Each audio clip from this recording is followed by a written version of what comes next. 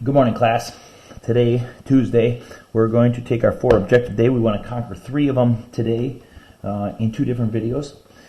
You should have a yellowish, goldish square sheet of paper. Remember, to find the center of it, you fold it in half. I'm doing it by triangles this week.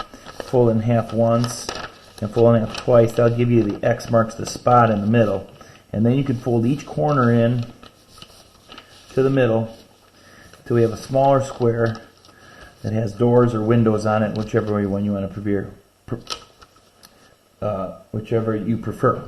Now, in the first week, we only received 5 of these back. Hopefully this week, I have not unpacked packets yet. It's still Sunday. But these have to come back. We're not doing these in class just for fun. We're doing these in class so that we learn. One of the best ways of learning is writing something down. So as we go through each objective, we'll use one window, we'll put the definitions in the middle, and then we'll come back to it. So our comprehension strategy, remember we always put these on the side.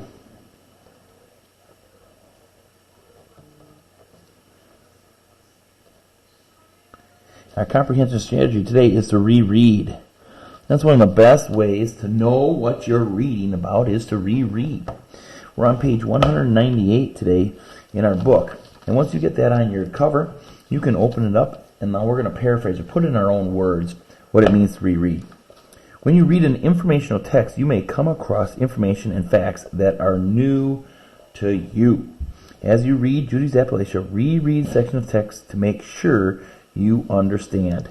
Now, I tried to exaggerate, but the first thing I want to put down here is facts that are new to you.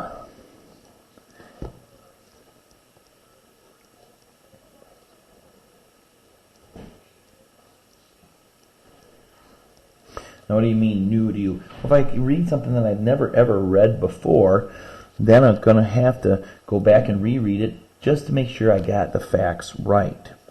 To make sure you understand.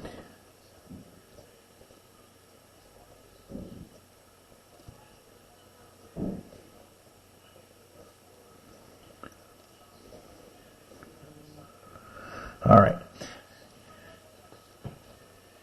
Here's how this would work if I'm studying for my test. What does it mean to reread? Reread means that you're going to look again at the facts that are new to you to make sure that you understand what you just read. When will I use it? When there's new facts. When? To make sure that I understand. Reread means to read again. Now, there was a lot of key facts in the story that may have been tough.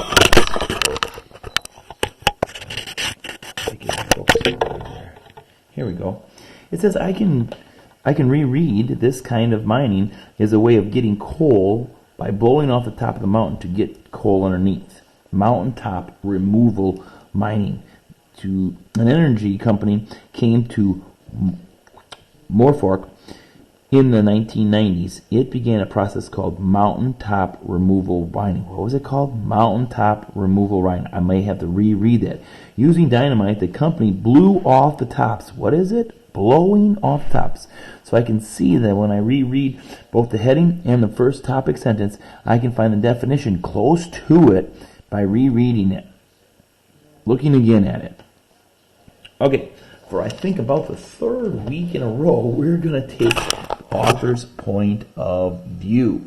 Point of view. Now, sometimes when we have these things multiple times, it's because they're new to us. In 4th grade, we talk a lot about author's point of view. So I'm going to put it on here. This is my comprehension skill.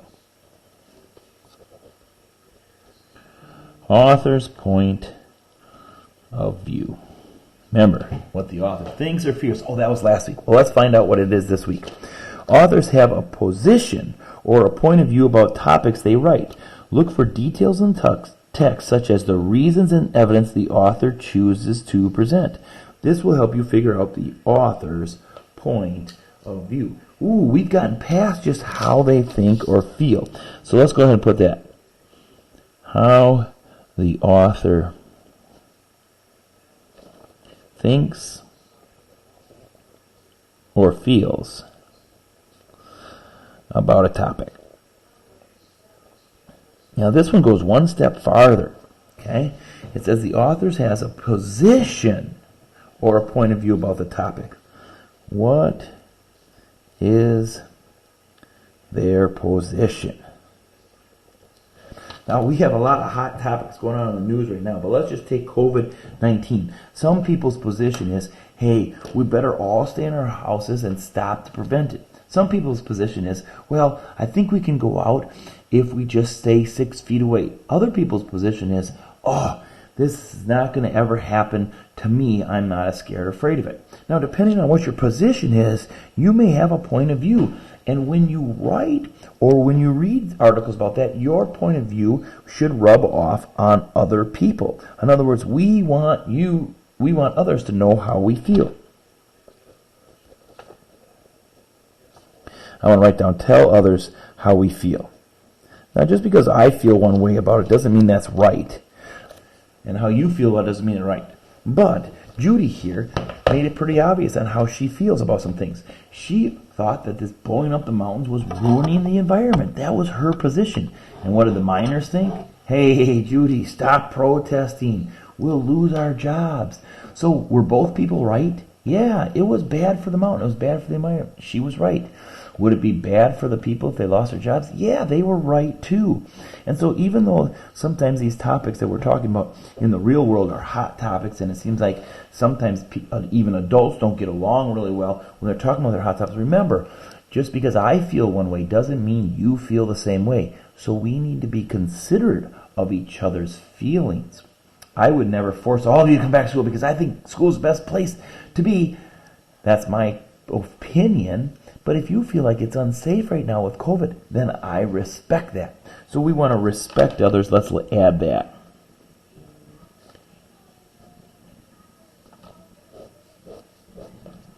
Okay? Okay, so this one, we have an assignment that goes with this second objective today. Oh, I'll say it again. Now, guys, we fill in all 4 of these, and then you have to turn it in. And before I forget, I would like credit on this. So I'm going to put my name on the back. Go ahead and put your name on the back. I'm going to put a cool design around mine so that I know that I have my name done. There it is. Our assignment for today.